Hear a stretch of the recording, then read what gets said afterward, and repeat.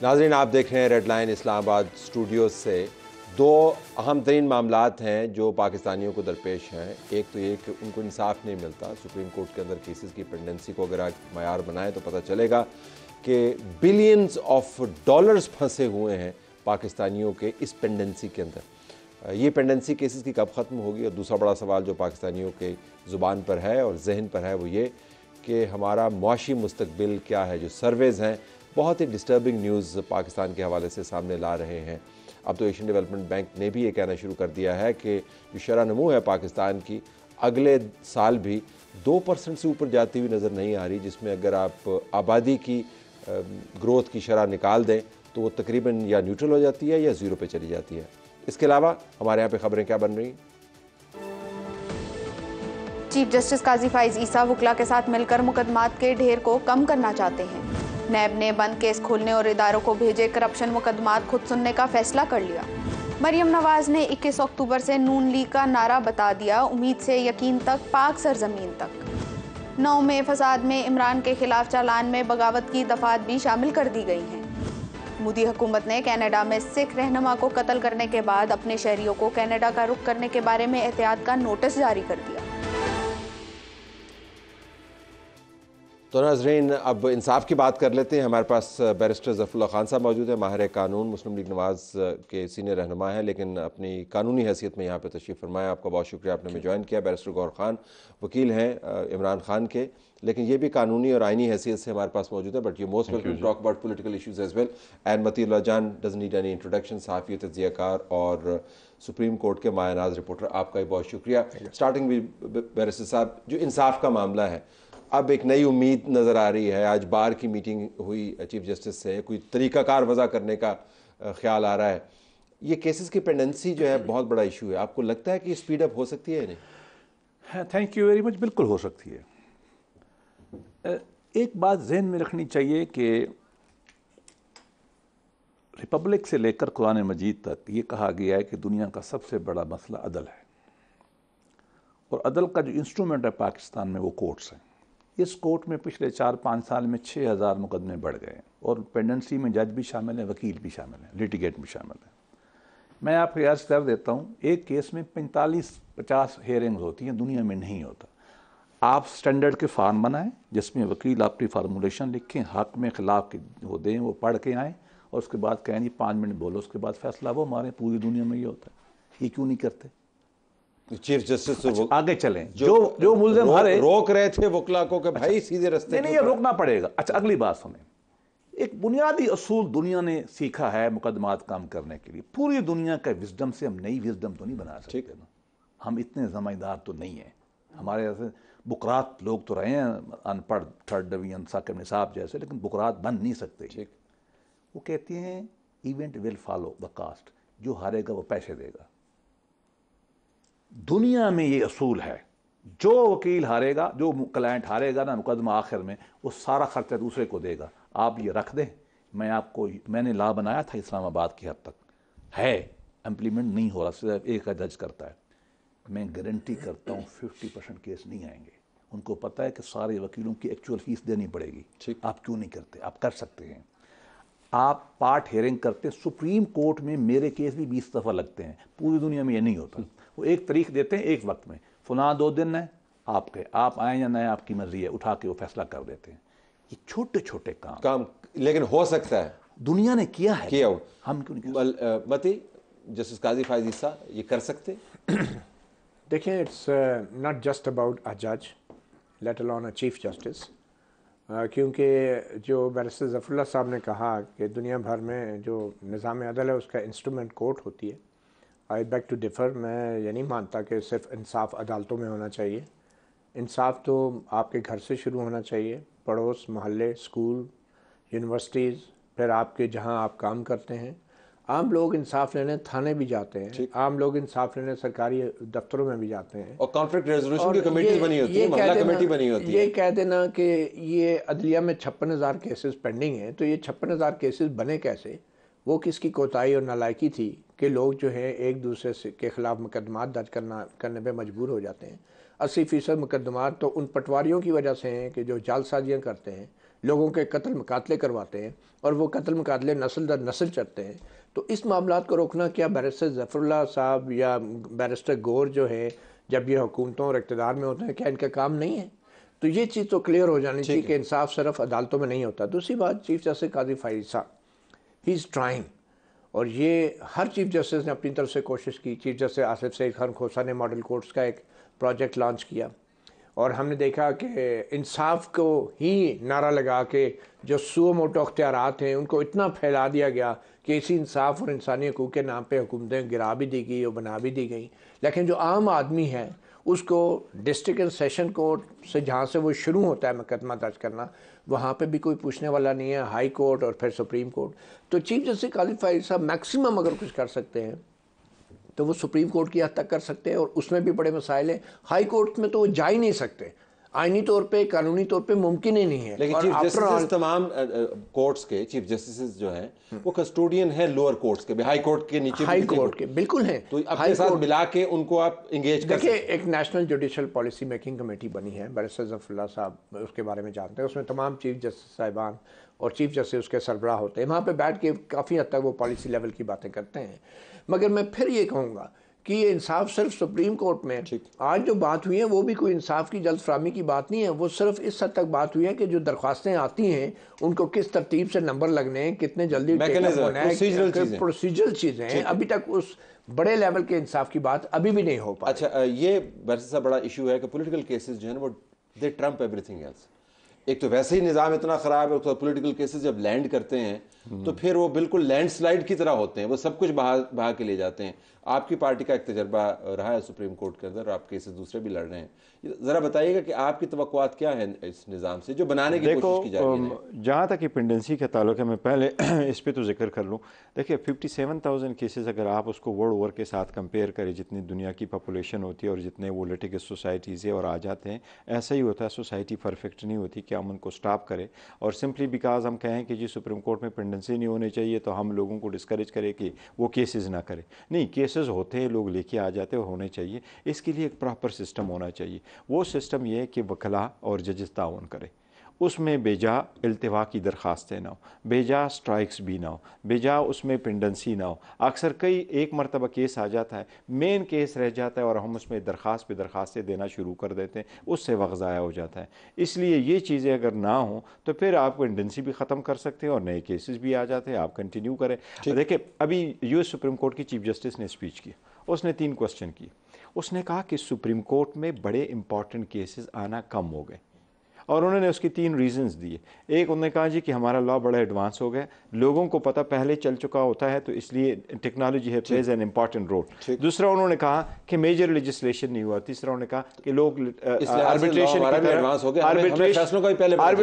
Arbitration की तरफ लोग जा रहे हैं। हमें यह करना पड़ेगा कि हम ऑर्डिनरी बंदे की केस को हमने इतनी अहमियत देनी है जितने पॉलिटिकल केसेस। लार्जर बेंचेस कम से कम बने और इस पर कम से कम वक्त हो और जो स्पेशल बेंचेस बने 2-2 जजेस की, ताकि पेंडेंसी खत्म। जरा इसके ऊपर सिर्फ सुप्रीम कोर्ट की बात हो रही है, सुप्रीम कोर्ट की हो रही है, लेकिन बाकी देखिए, अगर हमारे पास इस वक्त अगर आप सारे उठा करके देखें कि आपके क्रिमिनल केसेस कैसे हैं। बरतानिया ने एक मरतबा इंट्रोड्यूस करवाया कि जब उनकी पॉपुलेशन बढ़ गई जेलों की, तो उनकी the first thing they brought one was कि अंडर ट्रायल लोगों को बेले दें, ठीक, ताकि उनकी पॉपुलेशन ख़त्म हो। हमने जिस वक्त इसको किया, इस वक्त आपको देखें कि प्री कन्विक्शन कार्सरेशन इस वक्त जो जेलों में, और इसके लिए जजेस जितना लगाते हैं और टाइम एंड रिसोर्सेज सर्फ हो रहे हैं, ये बहुत ज़्यादा है। अगर हम आपके लिए इस मिसाल की आजकल और भी ज़्यादा अहमियत है।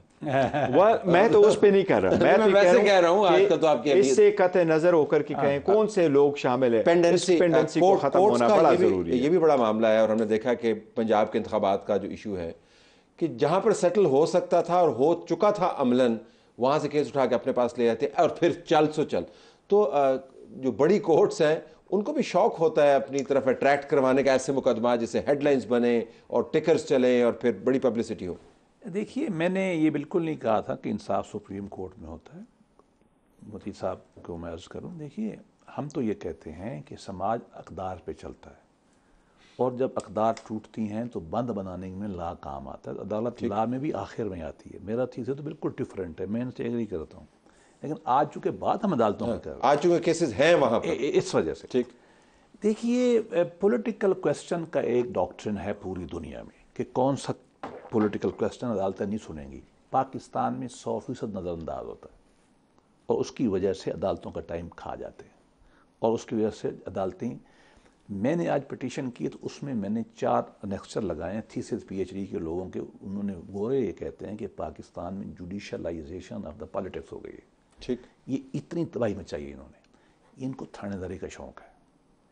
ये DC आधे तो अल्लाह न करे मैं क्या बताऊँ, मतलब CSS, हाँ नहीं कुछ ऐसे भी होते हैं CSS करते हैं, नाकाम हो जाते हैं, थानेदार नहीं बन सकते, इधर के थानेदारी करते हैं हाई कोर्ट में भी ऊपर भी जाकर। ये काम थानेदारी जज का नहीं है। ओए मेरे पास आए, ओए पॉलिटिकल जुल्म की बात यह है कि इस्लामाबाद हाई कोर्ट में हफ्ते में 6 दफ़ा IG और चीफ मिनिस्टर आता है। वो काम क्या करेगा? ये एक कल्चर है कि इन लोगों को बुलाना, सियासतदानों को बुलाना, पार्लियामेंट्रियन को बुलाना, सियासी केस लेना। लेकिन दूसरा आर्गुमेंट ये कि अगर वो इंप्लीमेंट नहीं करेंगे कोर्ट के ऑर्डर तो कोर्ट उनको तलब करेगी। नहीं बात सुनिए। लेकिन हालत वैसे मैं आपसे एग्री करता हूँ, सिर्फ ऐड करते हुए मालूमात के लिए भी, नाज़रीन की याद दहानी के लिए, मैं हल बताता हूं। इस्लामाबाद जो है मैं हल बताता हूं। उसके जो है उसका हल क्या है? बेल के मामलात हैं। IG पंजाब को आज आपने कोर्ट में तलब किया, उसको नोटिस दिया हुआ है। DC इस्लामाबाद के खिलाफ कंटेम्प्ट की प्रोसीडिंग्स का मामला। देखिए, मैं आपको बताऊं, सिस्टम पैरालाइज हो जाता है। मैं सिविल सर्विस, उसका बड़ा हल है। आप उसको जब आप राइटिंग में लें, और जिस दिन आपने सजा करनी उसको सजा कर दें। ठीक, आप 50 दफ़ा क्यों बुलाते हैं उसको? ये देखें, ये थानेदारी का शौक़ है सियासी केसेस में। हमें ये नहीं भूलना चाहिए कि ये बात सिर्फ IG इस्लामाबाद या इंतज़ामिया के अफसरान की नहीं है। इस वक्त हमारे मुल्क में ऐसी भी कुव्वतें हैं जो किसी अदालत को जवाबदेह नहीं हैं, और बदकिस्मती से हमारी हुकूमतें इतनी बुज़दिल हैं कि वो उनका ना तो वो नाम ले सकती हैं और ना ही बेचारे IG जो अदालतों में पेश होते हैं, तो सब कुछ उन्हें खुद ही भुगतना पड़ता है। आप कितने ऐसे केसेस हैं जिनमें अदालतें भी, उनको पता होता है कि कौन जिम्मेदार है। मिसिंग पर्सन केसेस में आप देख लें, और दूसरे अगवा जो लोग होते हैं और कई साल लापता रहते हैं। अभी इमरान रियाज खान का केस जो लाहौर हाई कोर्ट में चल रहा है, ये क्या है? और चीफ जस्टिस हर वक्त मोहलत देता जा रहा है और सबको बज़ाहिर पता है कि कहाँ पे इमरान रियाज खान, लेकिन कोई भी मज़ीद आगे कार्रवाई नहीं कर पा रहा। पुलिस भी खामोश है और जज भी, जो chief justice Lahore high court, सबसे बड़ी हाई कोर्ट के सरबराह जो हैं, वो भी कह रहे हैं ठीक है 1 हफ्ता और दे देता हूँ टाइम। तो इस तरह के जब हालात होंगे, जबकि ऐसी कुव्वतें मुल्क में होगी जो किसी को जवाब देनी होगी, तो आप इंसाफ किस तरह, कितना एफिशिएंट कर लेंगे आप सिस्टम? ठीक, आप लोगों को बहादुर बना देंगे? क्या ऐसे जज भर्ती कर लेंगे कि जो ये हिम्मत दिखा सकेंगे, पूछ सके मुतल्लिका इदारों से? तो ये सिर्फ इस तरह की इंप्रूवमेंट जो है कागजी कार्रवाइयों से सिस्टम बेहतर नहीं होगा। अभी भी मैं समझता हूँ जस्टिस काजी फाइज ईसा ने अगर सिस्टम बेहतर करना है तो थ्रू प्रेसिडेंस, थ्रू एग्जाम्पल उन्होंने सेट करना है कि यहाँ पे इंसाफ होगा। और ऐसे केसेस हैं जिनसे एग्जाम्पल आपके ख्याल में सेट की जाए? एग्जैक्टली, ऐसे केसेस हैं। कौन से वाले? मिसिंग पर्सनस के केसेस हैं। ठीक, उसमें जब आप पाकिस्तान के या मुल्क के ताकतवर तरीन लोगों को आप जवाब तलबी करेंगे तो क्या बाकी इदारे जो हैं वो सबक नहीं सीखेंगे उससे? ठीक, अब आप इसे इत्तेफाक करेंगे? With the passage of time ये सारा थ्रू होगा, और ख़ासकर पॉलिटिकल सिस्टम और अदरवाइज गवर्नमेंट सिस्टम अगर आप रिफॉर्म करेंगे और लोगों के ज़ाती इंटरेस्ट ख़त्म हो जाएंगे कि भाई मैंने सारा कुछ चलाना है, तो वो फिर ऐसे काम नहीं करेंगे। लेकिन जहाँ तक पेंडेंसी है, डॉक्टर जो बैरिस्टर साहब जिसका जिक्र करें, देखिए इस साल में सिर्फ 21 केसेस कॉन्स्टिट्यूशन पिटीशन के आई, बाकी 3000 तो जनरल पब्लिक की पिटीशन है। तो पेंडेंसी सिर्फ पॉलिटिकल केसेस की वजह से नहीं, वो बहुत कम है। सिस्टम वो करते हैं,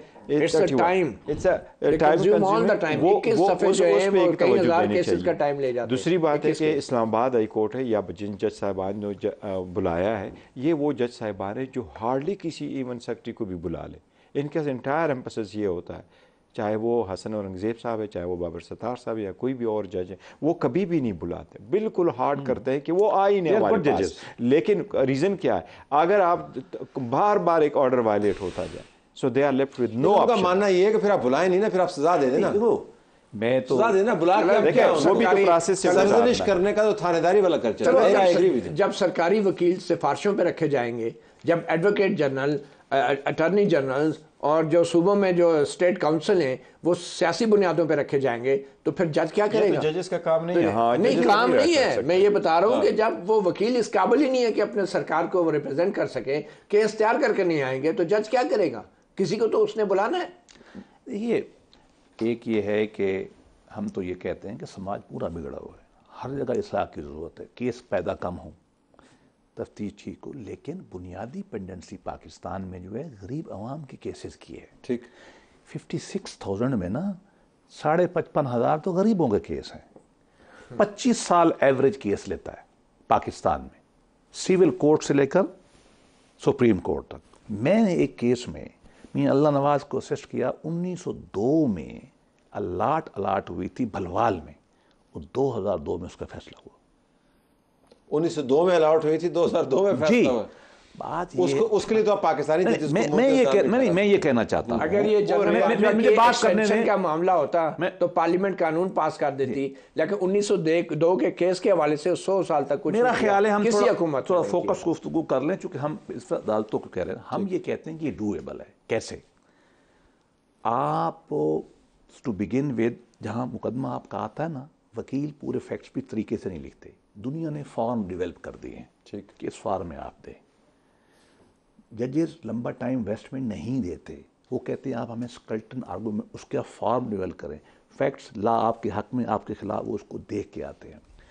आपसे एडजमेंट वो मांगेंगे तो कास्ट डालेंगे, ठीक, जब हारेंगे तो मुकदमा लेंगे, केसेस को ऑफलोड करेंगे आर्बिट्रेशन की तरफ। ये एक्चुअल काम होने वाले हैं, लेकिन इसमें सबसे बड़ी रुकावट जज के साथ वकील बनता है।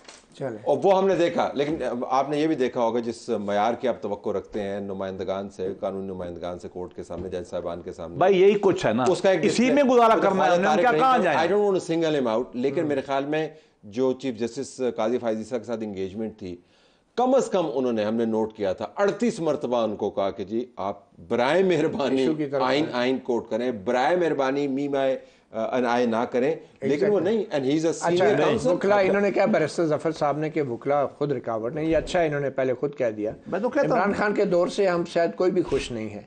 एक लॉ अमेंडमेंट हुई थी सिविल प्रोसीजर कोर्ट में, और कचहरी पूरी बंद हो गई थी, वकला ने हड़ताल कर दी। वो अमेंडमेंट क्या थी? बेसिकली वो जो स्टेप्स थे, जो कि प्रोसीजरल जो स्टेप्स थे, जिसमें एक पटिशन आती है सिविल कोर्ट में, फिर अपील की आती है, फिर उसमें ज़मानत के मामला थे, कुछ स्टे के मामला थे, वो स्टेप्स रिड्यूस किए गए थे। उसके ऊपर वकला ने कहा कि इससे तो हमारी दिहाड़ी ख़त्म हो जाएगी, हमारी तो चैम्बर बंद हो जाएंगे, लोग जो है उनको अगर इतने जल्दी चीज़ें होना शुरू होगी। एग्जैक्टली उसकी मुखालफत की गई। क्यों मुखालफत की गई? उसमें पॉलिटिक्स भी इन्वॉल्व थी, क्योंकि उस वक्त हुकूमत कोई और थी। लेकिन यह है कि वकला खुद सबसे बड़ी रुकावट है, और वकला का कोई एहतसाब नहीं है, कोई उन्हें पूछ नहीं सकता कि किसी केस में उसने फीस पकड़ी भी हुई है, नहीं आएंगे, एडजर्नमेंट ले लेंगे। Let's take a break here, और ब्रेक के बाद कोशिश करेंगे ज़्यादा उम्मीद अफजा बातें करें। बैरिस्टर ज़फरुल्लाह जो है हमें हल बता रहे हैं, लेकिन दूसरी तरफ हकायक को भी बयान करना ज़रूरी है, जो आप दूसरे शुरका से गुफ्तगू से सुन रहे हैं। ब्रेक के बाद क्या हम आवाम को ऐसा इंसाफ फराहम कर सकते हैं जो बहुत बैनुल-अक़वामी मयार के मुताबिक तो ना हो, लेकिन इंसाफ मिल जाए, 25-25 साल केसेस पेंडेंसी के अंदर ना रहें? तो और साहब, टोन सेटिंग की बात होती है, अभी मतीन ने बात की कि स्पेक्टेकुलर आप केसेस कर सकते हैं, मिसिंग पर्सन का केस कर सकते हैं। आपके ख्याल में कोई ऐसे केसेस हैं जिनसे टोन सेट हो सकती है कि दिस चीफ जस्टिस या इनके जो कोर्ट है, ही मीन्स बिजनेस? नहीं, देखो जजेस हमेशा ऐसे ही करते। चीफ जस्टिस इफ्तिखार चौधरी साहब भी आ गए तो उन्होंने इंट्रोड्यूस कराया कि 1 महीने की काज लिस्ट आया करेगी, 3 महीने की प्रपोज आएगी।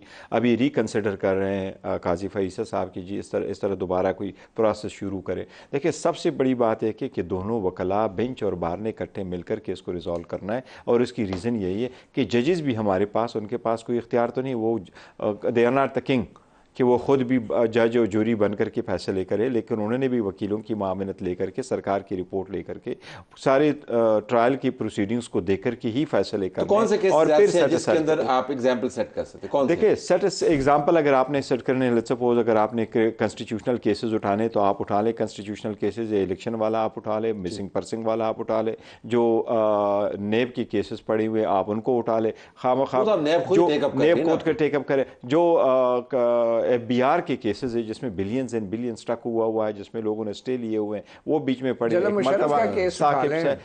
मुशर्रफ के तो कोर्ट ही खत्म। मैंने आपको इतना सॉफ्ट बॉल दिया, कह रहे कोर्ट खत्म हो गया, इमरान खान का नाम ही ले रहे हैं, खत्म हो गई, कोर्ट ही खत्म हो गई जनरल मुशर्रफ। वो जनरल मुशर्रफ की तो कोर्ट देखिए ये जिसने प्रेसिडेंट सेट करना, ये मैं तो ये कह रहा हूँ कि वो मैं तो फैजाबाद के धरने वाला ना करें, फैजाबाद अब आप उस सड़क पे निकल गए हैं। आज इनके सामने इन्होंने बताया कि वो उसका जिक्र आज आया था, फैजाबाद के धरने वाला, वो फैजाबाद के खिलाफ जो खुद रेफरेंस गया था वो वाला केस ना करें। देखिए हमने केसेस खत्म करने के बढ़ाने खत्म करने, तो ठीक है, अगर खत्म करने जजेस हजरात भी इसी पोजीशन में होते हैं। गो अहेड, बताइए।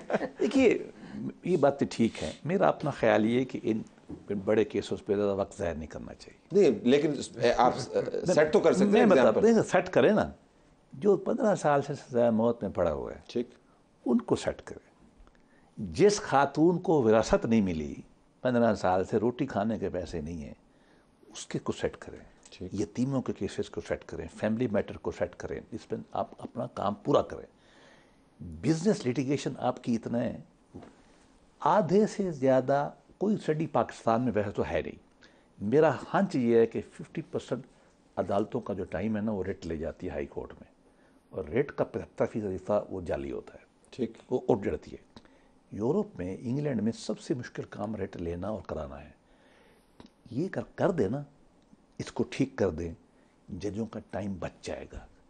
और इन्होंने जजों के नाम लिए, मैं नहीं लेता, ये दोनों ब्राइट जज है। हमारी लाहौर इस्लामाबाद हाई कोर्ट जैसे भी ये सबसे बेहतर है। निजाम ब्राइट नहीं है ना, हाँ, जिस निजाम जज बहुत अच्छे हैं, और हमारी हाई कोर्ट भी बेहतर है। लेकिन साहब जो है असल में सियासतदान भी है, तो ये बड़े मजे से हर दफा यतीमों, बेवाओं बिल्कुल और गरीबों का नाम लेते हैं, लेकिन ये नहीं बताते कि इनका पटवारी करप्ट हो तो उसका फैसला भी अदालत करती है, और वो 100 साल बाद होता है। इनका तफ्तीशी करप्ट हो, वो कातिल को ढूंढ ना सके, और गवर्नेंस की रिफॉर्म करें, वो ये बात करें। मैं तो कहता हूं करें। आपका प्रोसिक्यूशन जो है, प्रोसिक्यूशन नालायक वकील सिफारशी भरती हुए में, तफ्तीशी जो है उनका कोई एहतसाब नहीं होता है, एविडेंस वो धो देते हैं, एविडेंस गायब कर देते हैं, और जजों को चाहिए कि इस तरह कर ले, उस तरह कर ले, ऐसे जल्द इंसाफ नहीं होगा। अगर हमने इस दुनिया में रहना है और बाकी कौमों की तरह ज़िंदगी गुजारनी है, तो अमेरिका, कनाडा, ऑस्ट्रेलिया, न्यूजीलैंड और आप इवन इंडिया की मिसाल ले लें, वो लोग अपने केसेस को कैसे कोर्टों में फाइल करते हैं, कैसे उनकी तस्वीर करवाते हैं, उन पर बहस कैसे होती है, गवर्नमेंट्स को देखिए कितने वो आपका टाइम फ्रेम होता है। अब हमारे पास फॉर इंस्टेंस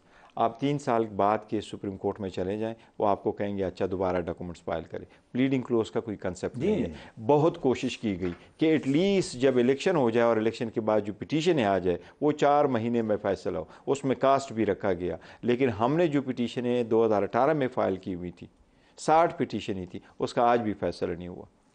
देखिए ये जो बात करें ना मती साहब, हमने तो ये नहीं कहा कि समाज ठीक है, मैं इनसे ज़्यादा बागी हूँ। समाज नहीं सर, हुकूमत। नहीं उस समाज को छोड़े, बार बार समाज पे चले जाते हैं। चलो, आपकी हुकूमत, आपके सियासतदान, आपके वज़ीर आज़म, आपके वुज़रा, आपके जो IG पुलिस लगाए जाते हैं, तफ्तीशी, प्रोसिक्यूशन, सरकारी वकला, सब सिफारिश पे भर्ती करते हैं। वो कहते हैं जज जो है क्या करे सर, एकेडमिकली इसको ऐसा ही कहते हैं, समाज ही कहते हैं इसको। अच्छा, मैं यही कहता हूँ कि असल प्रॉब्लम तो वहाँ है।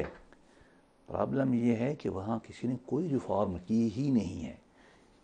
ये ज़रा और जज्बाती हो जाते हैं। मैं आपसे एक सवाल करता हूँ, मुझे 19 साल हो गए पुलिस पढ़ाते हुए।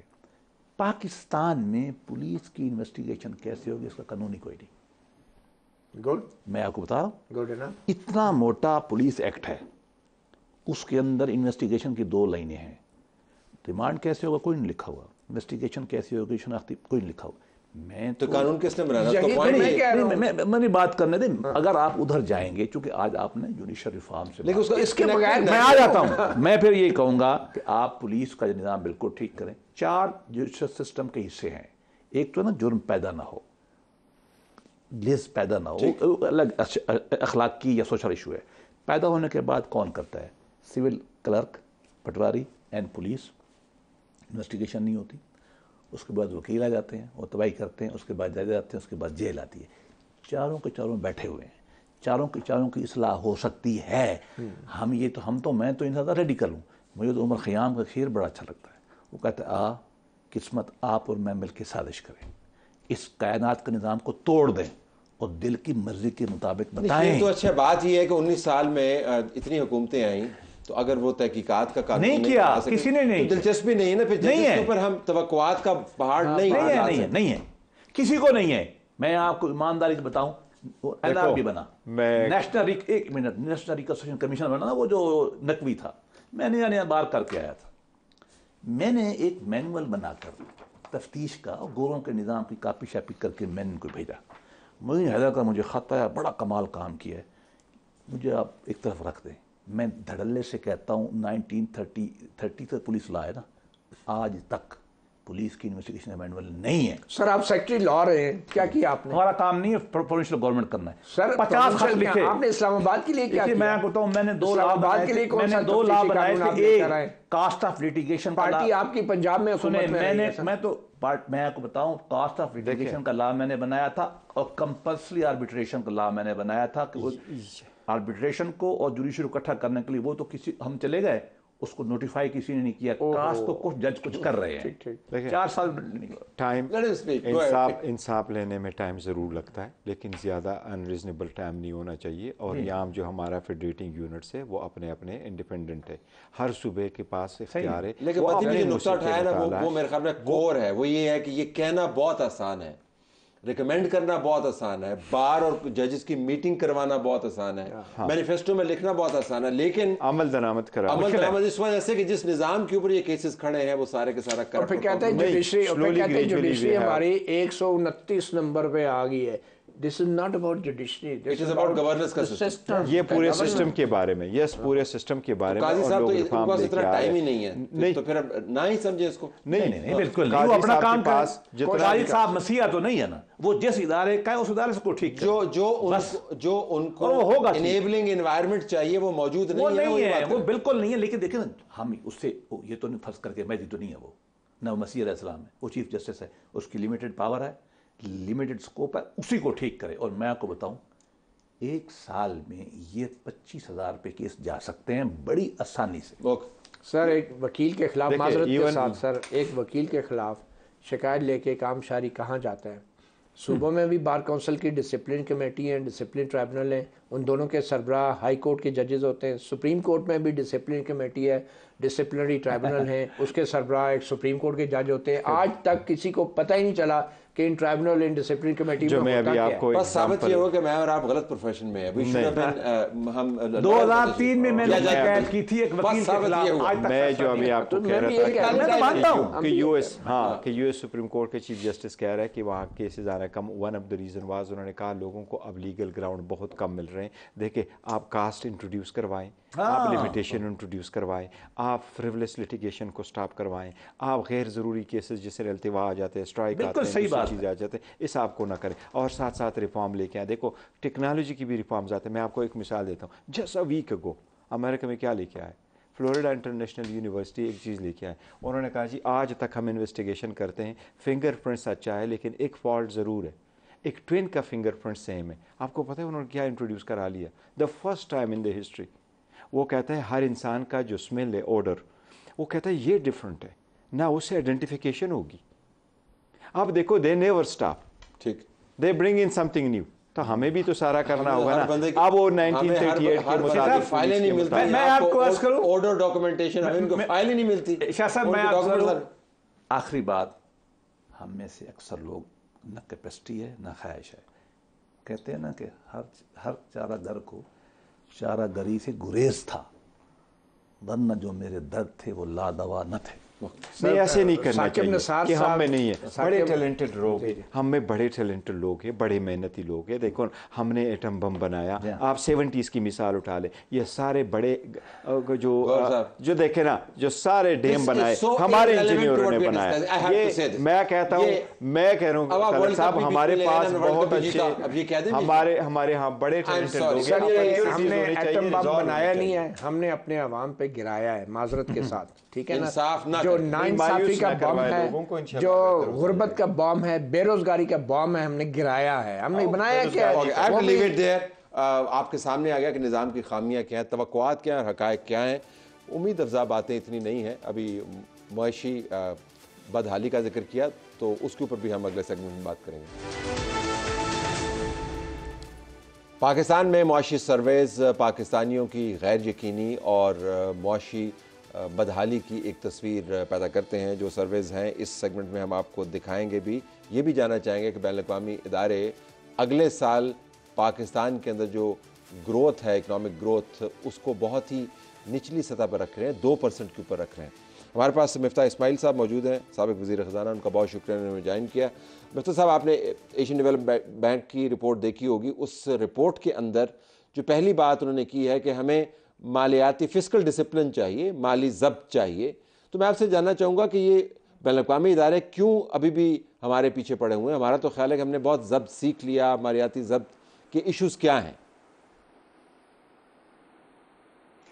शुक्रिया तलत भाई देखें, हम जो हमारे अगर बजट के अहदाफ के मुताबिक भी चलते हैं तो भी पाकिस्तान का जो बजट डेफिसिट है, जो बजट का खसारा है, वो इतना ज़्यादा है कि हम सिर्फ जो सूद भरने के लिए भी, सूद देने के लिए भी हमको मज़ीद कर्ज लेना पड़ता है। 7-8% GDP का है। और फिर प्राइमरी अगर हम थोड़ा सा सरप्लस भी कर लेते हैं तो क्योंकि इतना ज़्यादा सूद भरना है तो बड़ा लंबा डेफिसिट आता है। तो एक तो ये इनको इस चीज़ की बात करनी है। दूसरी बात ये कि पाकिस्तान की अगर आप तारीख देंगे तो हर साल जो हमारा बजट प्रोजेक्शन होता है, हम उससे ज़्यादा अखराजात कर देते हैं। अगर हम उतना टैक्स ले भी लेते हैं तो हमारे अखराजात ज़्यादा हो जाते हैं। और इस साल भी आपने शुरू में देखा कि अगस्त के महीने में हमने जुलाई और अगस्त के महीने में PSDP के काफ़ी खर्चे कर दिए, जो MNS के प्रोजेक्ट वगैरह थे। तो इसलिए वो ये ज़रा सा कॉशन दे रहे हैं कि देखो, ये अपने अहदाफ के मुताबिक रहना, जो तुमने खर्चे के टारगेट दिए उसको ओवरशूट मत कीजिएगा। लेकिन लोगों को खर्चे की तलाश है। जो इप्सोस का सर्वे है वो भी आपकी नज़र से गुजरा होगा, नाजरीन से भी हम शेयर कर रहे हैं कि 95% पाकिस्तानी मुल्की हालात के बायस बेरोज़गारी के खौफ में मुब्तला हैं। 5% अफराद को रोज़गार महफूज होने का यकीन है, सिर्फ 5% को। 63% शहरियों ने अपनी या किसी जानने वाले की नौकरी के ख़त्म होने का बताया। 63% लोगों का ख्याल कि नॉलेज में है कि लोगों की नौकरियां ख़त्म हुई हैं। 99% अफराद ने रोज़मर्रा इस्तेमाल की अशिया की ख़रीदारी में मुश्किल का बताया। तो जब आप हुकूमतें ख़र्चा नहीं करेंगी तो एक्टिविटी नहीं होगी, और एक्टिविटी नहीं होगी तो फिर नौकरियां नहीं मिलेंगी, बाइंग एंड सेलिंग नहीं होगी। तो आपने लोगों को रोज़गार भी तो मुहैया करना है कि नहीं करना? तलत भाई, बिल्कुल लोगों का रोज़गार मुहैया करना हुकूमत का फ़र्ज़ है, लेकिन हुकूमत का काम है कि ऐसा इन्वायरमेंट पैदा करे, ऐसी आबो हवा पैदा करें या ऐसा माहौल पैदा करें कि जिसके अंदर जो प्राइवेट सेक्टर है वो नौकरियां पैदा करे, जो प्रोडक्टिव नौकरियां होंगी। और हुकूमत को चाहिए कि ज़ाहिर है कि जब आप गरीब लोग हैं उनके लिए आप थोड़ा सा जैसे बिस्प के अंदर काम करते हैं या दीगर अगर चीज़ें हैं उनको आप सस्ता कर दें वगैरह वगैरह। लेकिन हमारे यहाँ जब हुकूमत ख़र्चा करती है तो अक्सर वो अमीर तरीन लोगों की मावनियत के लिए, अमीर तरीन लोगों को सब्सिडीज़ देने पे ख़र्चा करती है। अगर आप बड़ी मिल वालों को, बड़ी फैक्ट्री वालों को अगर आप सस्ता मिसाल के तौर पर बिजली दे देते हैं, या अगर आप चीनी एक्सपोर्ट करवा देते हैं, तो ये जो हम ख़र्चे कर रहे होते हैं अक्सर ये नॉन टारगेटेड सब्सिडीज़ होती हैं, नॉन पुअर सब्सिडीज़ होती हैं, जो कि मिडिल क्लास या अपर मिडिल क्लास को ख़ास तौर पर मिलती हैं। और ये जो PSDP के आप अखराजात कर रहे होते हैं, इससे तो मेरे ख्याल से कुछ सियासी खर्चे होते हैं, प्रोजेक्ट्स वगैरह MNS के, इससे कोई इतना बहुत ज़्यादा इकॉनमी को फ़ायदा नहीं होता है। लेकिन फिर उसके बाद ये भी देखना है ना कि वो हुकूमत कहाँ से पैसे लेके आ रही है। अगर हुकूमत नोटे छाप के पैसे लेके आ रही है और उन नोटे छापने की वजह से महंगाई बढ़ जाती है, चावल, चीनी, घी वगैरह महंगा हो जाता है, तो वो पैसा भी तो गरीब ही दे रहा है। जो आपने फरमाया कि 99% लोग, यानी कि तकरीबन सारे पाकिस्तानी जो हैं, अगर वो कीमतों से परेशान हैं, अगर उनको अशियाए खुर्द व नोश ख़रीदने में मुश्किल हो रही है। आज अमार मसूद साहब ने आर्टिकल लिखा है कि जिसमें लिखा है कि बिजली का बिल भरना एक कारनामा हो गया है, बच्चों की स्कूल की फ़ीस देना अय्याशी के मुतरादिफ हो गया है। तो जब ये हालात हों पाकिस्तान के, जब ग्रोथ कम हो गई हो, इन्फ्लेशन बढ़ गया हो, तो इस वक्त तो हुकूमत को थोड़ा सा फिस्कल डिसिप्लिन दिखाना चाहिए, क्योंकि हम यहाँ पहुँचे इसलिए हैं कि हमने over the last 20-30 years fiscal discipline नहीं दिखाया है। अच्छा, जिस शहर में बैठे हूँ उसके अंदर बड़ी बात होती है कि इलेक्शन के बाद मामला ठीक हो जाएंगे, और पाकिस्तान मुस्लिम लीग नून जो है उनकी क़यादत भी ये बात कर रही है, पीपल्स पार्टी भी ये बात कर रही है कि जी नवाज शरीफ साहब आएंगे, नून कह रही है, और तकालीफ में कमी हो जाएगी। 2017 के स्टैटिस्टिक्स कोट कर रहे हैं। लेकिन जो एशियन डेवलपमेंट बैंक है वो 2024 की जो ग्रोथ है वो 2% पर रख रहा है। तो एक तरफ ये नारे हैं, ये तवक्कुआत हैं, ये बैंड बाजे हैं कि जी वो आएगा तो ये हो जाएगा, दूसरी तरफ बैनुल-अक़वामी इदारे जो हैं वो 2% ग्रोथ की बात कर रहे हैं। तो मैं आपसे जानना चाहूँगा कि ये प्रोजेक्शंस जो हैं कौन सी गलत हैं? ये पॉलिटिकल प्रोजेक्शंस गलत हैं, या ये जो बैनुल-अक़वामी इदारे प्रोजेक्शंस कर रहे हैं इकनॉमिक ग्रोथ की 2% के अंदर तो कुछ तकालीफ में कमी नहीं होगी, वो तो मैं पता है। सरद भाई, पाकिस्तान का जो आबादी का वो है नंबर, वो 3% से बढ़ता है। जो अभी नया सेंसस आया है इसके मुताबिक, यानी कि 90 लाख बच्चे और पैदा हो रहे हैं, जिनकी हमको 18 साल बाद नौकरियों का भी ख्याल करना है, जिनका 6 साल 5 साल बाद स्कूलों का भी ख्याल करना है। तो हम ऑब्वियसली सही तरीके से प्लानिंग नहीं कर रहे। अब एशियन डेवलपमेंट बैंक का तो कोई किसी पार्टी से ताल्लुक नहीं है, तो वो ये कह रहा है कि 2.9% तक ग्रोथ होगी इस साल में। मेरा नहीं ख्याल है कि ये ऑफ द मार्क होंगे, ज़रूरी हो सकता है कि ऑफ द मार्क हो, लेकिन कोई बायस प्रोजेक्शन नहीं है। लेकिन 2.9% जो है, इसका मतलब ये कि औसतन पाकिस्तानी गरीब हो जाएगा, क्योंकि आपकी पॉपुलेशन इससे ज़्यादा बढ़ रही, तो पर कैपिटा जीडीपी तो हमारी कम हो जाएगी। मेरा नहीं ख्याल है कि मैंने कभी अपनी सियासी ज़िंदगी के अंदर कभी इतनी मायूसी देखी हो पाकिस्तान में। और पिछले 2-3 सालों में हर पाकिस्तानी सियासी पार्टी बशमूल पीटीआई, बशमूल पीएमएलएन, बशमूल पीपल्स पार्टी और तमाम और पार्टियां हुकूमत में रह चुकी हैं। तो अगर वो इतना अच्छा कर सकती हैं तो फिर पहले क्यों नहीं कर लिया? अगर पीटीआई इतनी अच्छी है, या मुस्लिम लीग इतनी अच्छी है, या पीपल्स पार्टी इतनी अच्छी है, तो इन सबको पिछले 2-2.5 साल में चांस तो मिला था, तो उसी वक्त कर लेते। किस चीज़ का इंतज़ार है कि अभी वो 16 महीने में नहीं कर सके और बाद में कर लेंगे, या पिछले 4 साल में पीटीआई नहीं कर सकी या बाद में कर लेगी? ये बात जो है ये मंतक से दूर है। 2017 के जो फिगर नून कोट करती है कि पेट्रोल की ये कीमत थी, चीनी की ये कीमत थी, नौकरियों का ये हाल था, ग्रोथ रेट यहाँ पे खड़ा था, वो 2023-24 में कितने रेलेवेंट हैं आपके ख्याल में? देखिए, अगर 2017 के बाद नून की हुकूमत नहीं आई होती तो वो शायद रेलेवेंट है, लेकिन अगर 2017 के बाद नून की हुकूमत आ गई है तो वो रेलेवेंट तो नहीं रहा ना। और दूसरी बात यह कि फिर आपको ये भी देखना है, इस वक्त मिसाल के तौर पर इंटरनेशनल प्राइस जो पेट्रोल की है वो $92 है। कुछ अर्से पहले, आपसे 2-3 महीने पहले भी वो $70 थी। तो दुनिया भर के अंदर जो है वो 25% दुनिया भर में खाम तेल महंगा हो गया है। तो उसके बाद ये जो इंटरिम गवर्नमेंट है, इसके पास कोई चॉइस नहीं है। जब $30 की प्राइस थी 2016 में 17 में, तो उस वक्त पेट्रोल सस्ता था ऑब्वियसली। तो आपके ख्याल में इन फिगर्स को कोट करके जो उम्मीद के की नदियां बहाई जा रही हैं, उनमें कोई जान नहीं है, वो सिर्फ एक सियासी नारा है?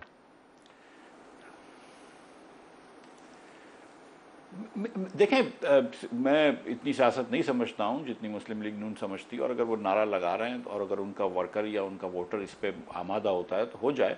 लेकिन अगर 2017 में मुझे पेट्रोल सस्ता मिल रहा था, लेकिन अगर आज मुझे महंगा मिल रहा है, या आज मुझे बिजली का बिल भरना मुश्किल हो रहा है, या आज मुझे बच्चे की फ़ीस देना मुश्किल हो रही है, ये चॉइस हो गई है कि बच्चे की फ़ीस भरूँ या राशन का बिल भरूँ, तो मेरा नहीं ख्याल है कि 6 साल पहले जो है वो लोग देखेंगे। उसके बाद आप देखेंगे पाकिस्तान की पॉपुलेशन जिस हिसाब से बढ़ रही है कि आज जो 18 साल का बच्चा है जो वोट दे सकेगा, या 18 से 21 साल का बच्चा है जो वोट दे सकता है, वो 6 साल पहले 12 साल का था। और ये जो 5-6 साल में पाकिस्तान चेंज हुआ है, मेरे ख्याल से उससे बहुत सारी चीज़ें चेंज हो चुकी हैं। और ये हम अगर 2017 की बात कर लें, फिर या पीपल्स पार्टी 2012 की बात कर ले, तो फिर वो बातें ज़रूर कर सकते हैं। कुछ लोग मुशर्रफ साहब के ज़माने को याद करते हैं, तो लेकिन मगर रेलेवेंट तो यही है ना कि आज क्या हो रहा है।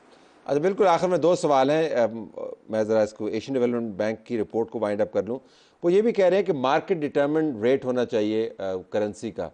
हमने तो बड़ा कारनामा किया, हमने क्रैक डाउन किया और हमने अब डॉलर को 300 से नीचे ले आए हैं। ये अभी भी बैनुल-अक़वामी इदारे क्यों बात कर रहे हैं कि मार्केट डिटर्मिन्ड होना चाहिए? ये भी मार्केट डिटर्मिन्ड नहीं है जो हम कर रहे हैं? नहीं, अगर आप इलीगल हवाला हुंडी को बंद कर रहे हैं मिसाल के तौर पे, तो उसका ये तो मतलब नहीं है, बैनुल-अक़वामी इदारा ये तो नहीं कहता कि अगर आप मार्केट डिटरमिन्ड हो तो इसका मतलब नहीं है कि आप अपने कानून इन्फोर्स ना करें। अगर आप साथ साथ IMF ने ये भी कहा कि जो इतना पेट्रोल आ रहा है स्मगलिंग करके, उसको रोकें। उस पेट्रोल को स्मगलिंग से आप रोकेंगे तो हवाला हुंडी की डिमांड भी कम हो जाएगी डॉलर्स की। अगर अफगान ट्रांजिट ट्रेड से जो स्मगल होकर चीज़ें आती हैं उसको रोकेंगे तो फिर अगैन हवाला हुंडी की डिमांड कम हो जाएगी डॉलर्स की, और वो डिमांड इंटरबैंक में आ जाएगी जहाँ पे आनी चाहिए। साथ साथ FBR को 4 पैसे भी मिल जाएंगे, जिसकी बहुत अशद ज़रूरत है इस मुल्क को। तो मैं ये समझता हूँ कि स्मगलिंग रुकवाना तो बहरहाल हमारा काम है, और इलीगल ट्रेड रुकवाना हमारा काम है। और ये अच्छा हुआ है, लेकिन the fact of the matter is कि जो एक एक्सपेक्टेशन थी कि रोज़ रुपया टूट रहा है, वो एक्सपेक्टेशन टूट गई है। अब अल्लाह का शुक्र है कि आप एक आध रुपया बढ़ जाता है, लेकिन इन दी एंड जब हम थोड़ा सा इंपोर्ट पे अब भी कदगन हैं और इंपोर्ट पे कदगन रखते हैं, जब हम दीगर चीज़ों पे कैपिटल अकाउंट्स के अंदर भी थोड़ी सी कदगन रखते हैं, तो मार्केट से तो थोड़ा सा हट जाते हैं। तो मेरे ख्याल से ये इसकी बात कर रहे हैं एशियन डेवलपमेंट। और बिल्कुल आखिर में एक नई पार्टी बनने की मैं बात सुन रहा हूँ और उसमें आपका तज़किरा भी हो रहा है कि आप उस पार्टी को ज्वाइन कर रहे हैं, इसकी क्या हकीकत है? कल मेरे दोस्त और आपके भी दोस्त मुस्तफ़ा नवाज़ खोखर ने एक टीवी शो पे ये कहा था कि वो काम कर रहे हैं, नई पार्टी उनकी जस्तजू है और वो कोशिश कर रहे हैं कि शायद खाकान अब्बासी, हाजी लश्करी रईसानी, ख्वाजा मोहम्मद होती और मेरा भी नाम लिया कि हम सबको कायल करने की कोशिश कर रहे हैं। तो सच्ची बात यह है कि इस बारे में बिल्कुल बातचीत हो रही है। हम ये समझते हैं कि एक नई पार्टी की शायद ज़रूरत है जो कि लोगों को उम्मीद दे सके, जिधर दोनों चीज़ें एक साथ हों, कॉम्पिटेंस भी हो और इंटेग्रिटी भी हो, और उम्मीद भी दिला सकें। लेकिन क्या ये नई पार्टी बनाते हैं? तो ये सच्ची बात यह है कि मेरा इतना वज़न नहीं है सियासत में कि मैं नई पार्टी बना सकूं। ये फ़ैसला जो है ये बहरहाल अगर शायद अब्बासी साहब और लश्करी रईसानी साहब और ये करते हैं तो फिर देखते हैं। तो फिर आप ज्वाइन करेंगे अगर ये पार्टी बनती है तो? तरत भाई, आप जानते हैं कि मेरी कितनी दोस्ती है शाहिद भाई से, और दोस्ती के अलावा हमारी सोच भी एक जैसी मिलती है। मुस्तफ़ा से हमने और बड़ी बातें की हैं, पाकिस्तान भर में हमने होती साहब के साथ, लश्करी साहब के साथ पाकिस्तान भर में हमने सेमिनार्स किए हैं, ये बातें की हैं। मैं इस वक्त तो मैं ये कहूँगा कि मैं इलेक्टोरल पॉलिटिक्स से अलग हूँ, लेकिन आइंदा का मैं क्या बता सकता हूँ। बहुत शुक्रिया आपने हमें ज्वाइन किया। हमारी तरफ से यही कुछ इजाज़त चाहते हैं। अल्लाह हाफ़िज़।